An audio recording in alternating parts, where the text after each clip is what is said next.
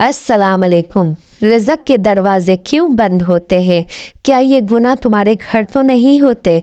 हज़रत अली रज़ी अल्लाह ताला अन्हा ने फरमाया, जो ये गुनाह करने वाले लोग होते हैं उनके घर दौलत कभी नहीं आती।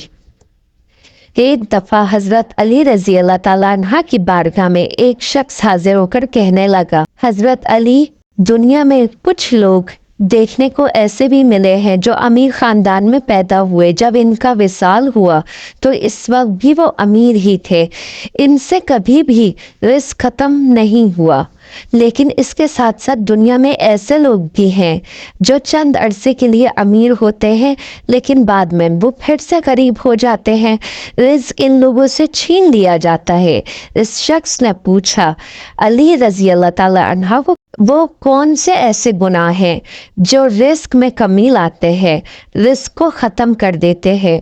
हज़रत अली रज़ी अल्लाह ताला अन्हा ने फरमाया, 5 गुनाह ऐसे हैं जिनको करने से इंसान का रिस्क ख़त्म हो जाता है, इसके रिस्क में आहिस्ता आहिस्ता कमी आना शुरू हो जाती है। इस शख्स ने पूछा, आप मुझे भी वो 5 गुनाह बताएं जो वो कौन से हैं? हज़रत अली ने फरमाया, वो 5 गुनाह ये हैं। नंबर 1, सूद खाना। हज़रत मोहम्मद सल्लल्लाहु अलैहि वसल्लम के पास हज़रत जिब्राइल अलैहिस्सलाम अल्लाह ताला का हुक्म लेकर पेश हुए।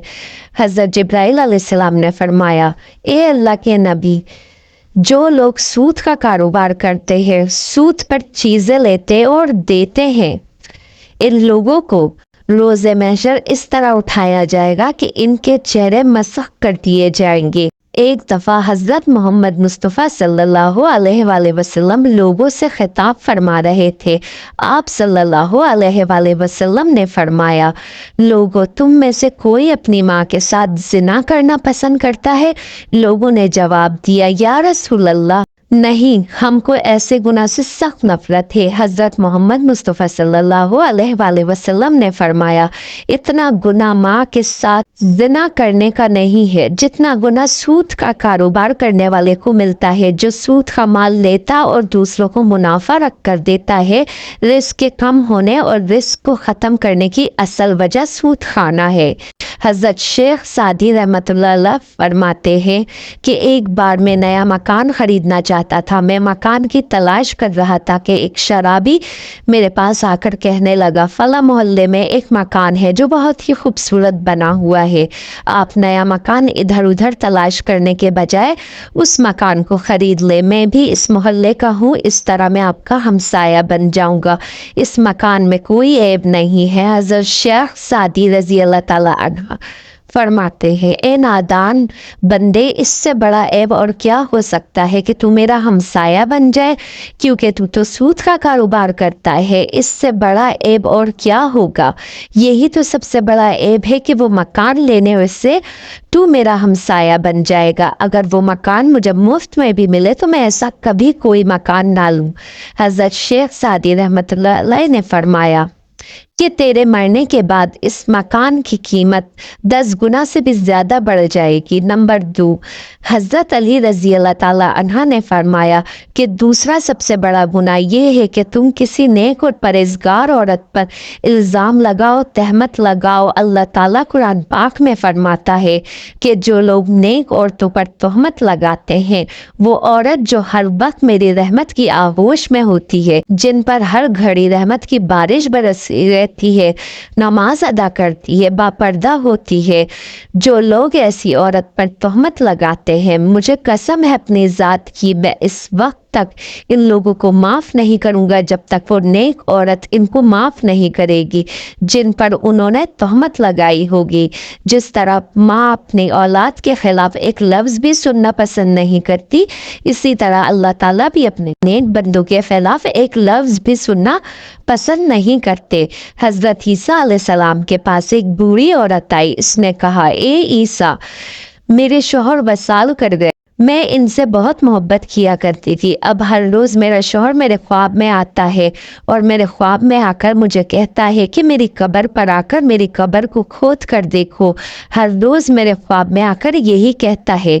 एक बार मेरी میری قبر کھود کر میرا چہرہ تو دیکھ لو۔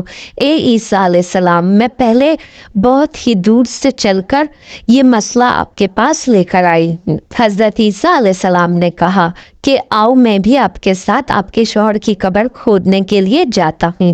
وہ دونوں اس قبرستان پہنچ گئے جہاں اس بڑھیا کے شوہر کی قبر تھی۔ قبرستان جا کر حضرت عیسیٰ علیہ السلام نے فرمایا کہ بتاؤ تمہارے شوہر کی قبر کون سی ہے؟ بوڑھی عورت نے ہاتھ سے اشارہ کرتے ہوئے کہا کہ یہ قبر ہے۔ حضرت عیسیٰ علیہ السلام قبر پر کھڑے ہو کر اللہ تعالیٰ سے رو رو کر دعا کرتے رہے۔ دعا کرنے کے بعد حضرت عیسیٰ علیہ السلام نے فرمایا ایک قبر کے اندر سونے والے اللہ تعالیٰ کے حکم سے کھڑا ہو جا۔ اس قبر سے ایک ایسا انسان کھڑا ہوا جس کو دیکھ کر بڑھیا نے زوردار چیخ ماری اور بے ہوش ہو کر گر پڑی۔ وہ کھڑے ہونے والے انسان کا جسم تو انسانی تھا اور اس کا چہرہ مسخ کر دیا گیا تھا۔ جب تھوڑی دیر کے بعد اس عورت کو ہوش آیا تو حضرت عیسیٰ علیہ السلام نے اس زندہ ہونے والے انسان سے دریافت کیا کہ تو دنیا میں ایسا کون سا گناہ کیا کرتا تھا جس کام کے بدلے تجھ کو اتنی بڑی سزا کا سامنا کرنا پڑ رہا ہے؟ اس نے جواب دیا حضرت عیسیٰ علیہ السلام مجھ سے ایک گناہ ہو گیا تھا جس کی وجہ سے میرا چہرہ بگاڑ دیا گیا ہے۔ حضرت عیسیٰ علیہ السلام نے پوچھا کہ کون سا گناہ ہوا؟ اس قبر میں کھڑے ہوئے انسان نے کہا کہ میں نیک اور پرہیزگار عورتوں پر تہمت لگا کر ان کا استعمال کیا کرتا تھا جس کی وجہ سے مجھے یہ سزا بھگتنی پڑ رہی ہے۔ روز محشر بھی میں ان لوگوں کے ساتھ اٹھایا جاؤں گا جن کے چہرے مسخ کر دیے گئے ہیں۔